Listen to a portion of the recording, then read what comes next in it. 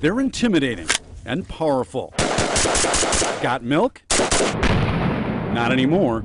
My first question would be, why do you need a rifle like this? Yvonne Pointer's daughter was murdered years ago. She founded a support group for local women who lost children to violence. Even if you're going deer hunting, I feel sorry for the deer that gets shot with that. Assault rifles like the one used in the Connecticut massacre were being sold this past weekend at the gun show in Berea. Talk about a buying frenzy. Gun advocates packed the place looking to buy anything that might be declared illegal.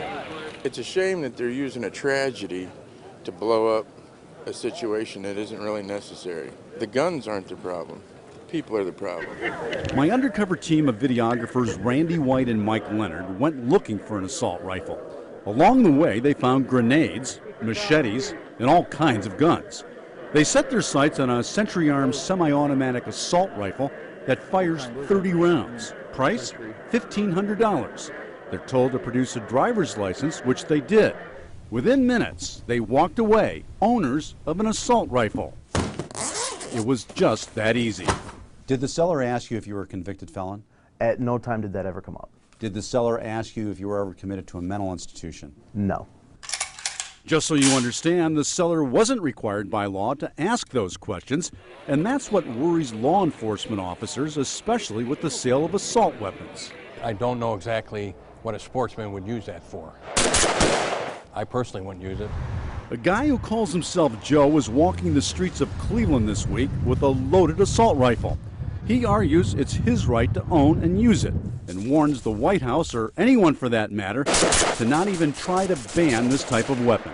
Any attempt to confiscate the weapons of the American people will be met with violence, any force necessary.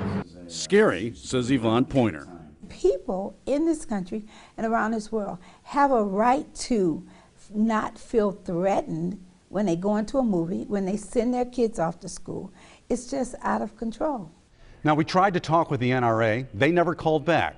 So now we have an assault rifle, and nobody broke the law. We can keep the weapon, or we can sell it to a stranger. It could wind up on the streets, possibly in the wrong hands. Obviously, that's not going to happen. I got to tell you, it's quite dramatic, you having this here, and it certainly puts an exclamation point on what you're talking about. In fact, we both observed people walking by saying it's rather creepy. Absolutely. I was saying it makes me uneasy when I first picked it up. It still does. What is going to happen to this gun?